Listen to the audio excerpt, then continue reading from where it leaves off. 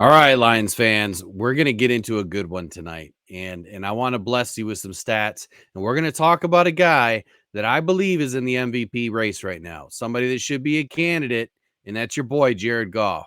So I want to know right now in the comments, what do you think? Do you think that Jared Goff is an MVP candidate?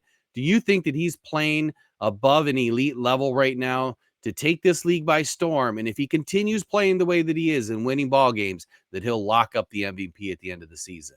I'll tell you what I think when we're all done. We're going to jump into some stats right now. We're going to talk about Jared Goff. I'm going to paint you a little bit of a picture and talk about what he did in 2022, what he's doing in 2023, and what he's kind of done throughout his career, and how it makes sense that his MVP candidacy should be on the ballot.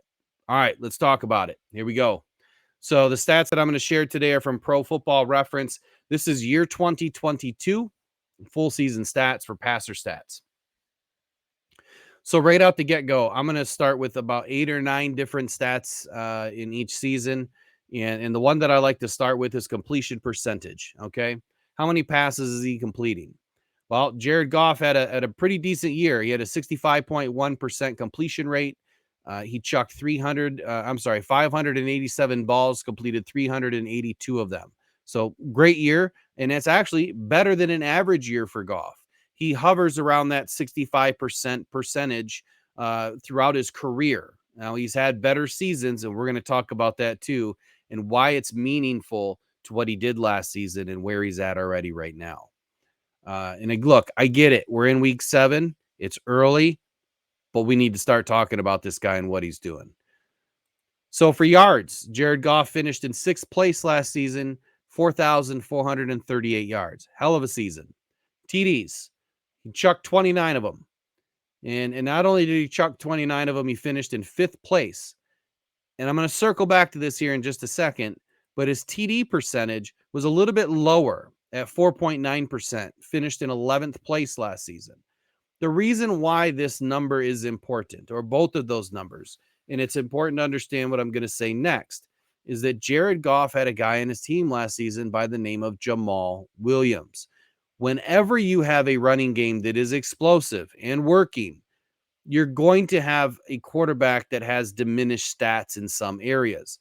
When you're getting a lot of touchdowns on the ground, some of his stats are going to be a little bit slimmer than what they should be, and TD percentage and TDs is one of them. Oftentimes last season, they would get to the red zone and just pound the rock in, as opposed to finishing, that series by throwing a pass for a touchdown. So keep that in mind. Interceptions. Look, we all know what happened last season. Goff got off to a bad start. First 5 or 6 games, he threw 5 or 6 interceptions and at least 1 or 2 pick sixes. And that, look, for any quarterback to start off that way, you're not going to feel great about where the season is going. You're not going to feel great about starting 1-6. But what everybody needs to understand is that offense was putting up 35 plus points per game. The defense was allowing more than 36 points per game. You're not going to win games that way. The offense went out and did their job. Goff did his job. The defense failed us for the first 6 weeks. Otherwise, this is a totally different team last season. Forget 2023. That team was going to the playoffs. It just didn't happen because we didn't start off the right way. But all right, I digress, because this is about Goff. Interception percentage. Goff had a phenomenal season last year. Finished in 2nd place with a 1.2% interception percentage.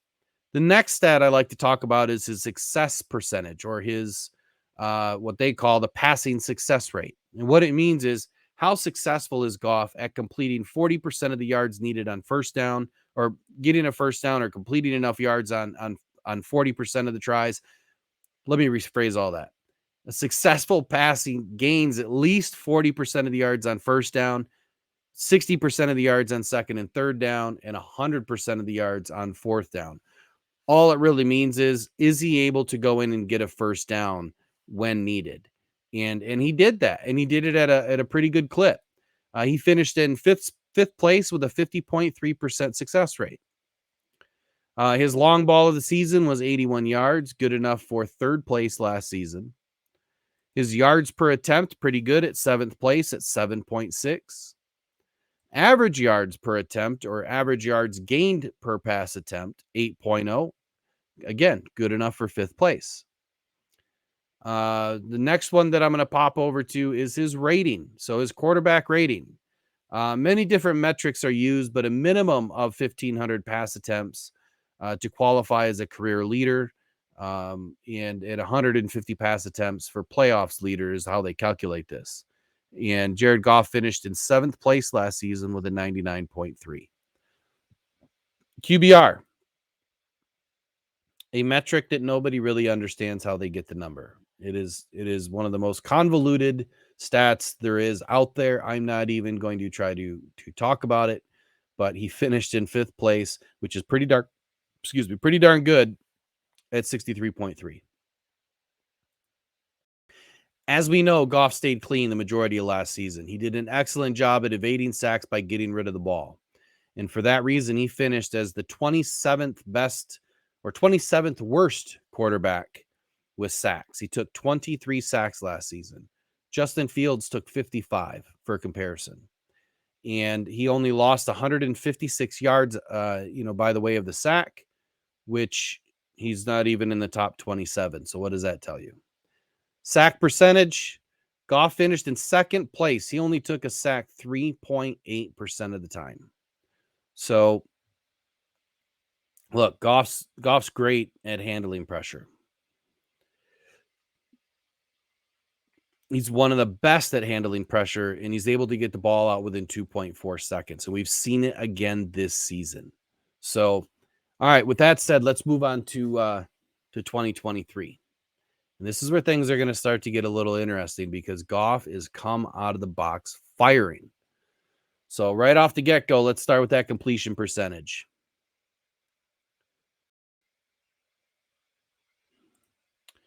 And Goff last season was a 65.1. Already this season, he's at 69.5. He's made an 8.4% increase on his completion percentage year over year so far through 6 weeks of play. So it's a pretty consistent average. 6 weeks is a pretty good margin to take a look at, right? It's a good sampling size. He's in 4th place right now. Yards. He's chucked 1,618 yards, good enough for 5th place. But again, what do we have working for us? The running game. Montgomery has done an excellent job, right? Craig Reynolds even did an excellent job when he got in the other day versus the Panthers. But when your running game is working, your passing is going to suffer a little bit. But we're not seeing it suffer. Hell, he's got a rookie tight end as the best tight end in the league right now. His last game was a little bit slower for Laporta, but overall, a rookie has been the best tight end in the league pretty much since week 1. It speaks volumes to his leadership and how he prepares his team. TDs, Goff again, 5th place with 11. I'll say it again. This number would be higher if we had a terrible running game, but we don't. TD percentage. Right now he's in 7th place, and he's at a 5.4% TD percentage. Interceptions. Goff is the 21st worst quarterback, right? Which is a good thing. He's only thrown 3 interceptions. Why is this important? Goff went 383 passes without an interception, right? 3rd best record in the NFL. I'll let you tell me in the comments who the other 2 were and how long they went. I'll give you a hint. It was an NFC North foe that was in 2nd place. Here's the deal. He came out the box firing on all cylinders and threw a pass right away in the first game, right? Ever since then, he's bounced back. And he's bounced back the same way he did last season. They didn't have a ton of time in the preseason to get time to get adjusted and get things working. Now he's working, and now he's in his zone. He's seeing the field, and he's picking it apart. And he's protecting the football. Interception percentage right now is 1.5. Good enough for 8th in the league. And I'll say it again. Because this running game is working, there's not as many passes being thrown. So when you're running the ball a little bit more, you're throwing the ball a little bit less, those numbers are going to be a little bit higher than what they really should be. And it'll balance out more towards the end of the season. So the success rate, This is a big one. This is the one that I was talking about earlier that I love. He's able to increase this year over year, right? Last year was 50.3. This year, 53.1. So he's had a 1.5% increase year over year, right? I'm sorry, a 6% increase year over year. And all that means is that he's getting more yards on first down or second down or third down to get the first down. He's doing it more efficiently. His long ball so far was to Jamison Williams at 45 yards.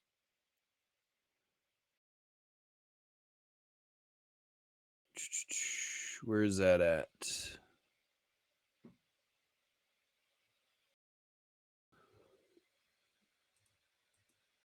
I just saw it. I thought it was ranked a little bit higher than that, but I guess it's not.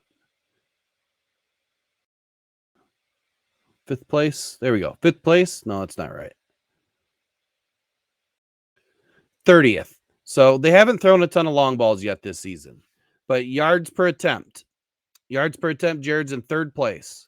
Average yards per attempt, 8.4. He's in third place. Yards gained per pass completion, seventh place. Yards per game, fifth place. Overall rate, third place at 105.1. His rate last season was 99.3. QBR, fourth place with a 73.3. Last season finished with a 63.3. That's a whole 10 points difference. Huge difference in his play. He's playing at an elite level. Clearly, in my opinion, the top quarterback in the league right now based on stats. Sacks, he's doing really well. He's the 24th worst quarterback in the NFL, which is a good thing. He's only taken 10 sacks this whole season, and he's only given up 61 yards. So what does this all mean? He's had an impeccable 2022 season, right? Amazing season. And now he's doing it even better. And not only is he doing it even better, but this is what's going to blow your mind. This is something that I looked at last year. So I wanted to see how he was doing comparably to one season. And that was his 2018 season. Okay. Let me make this a little bit bigger.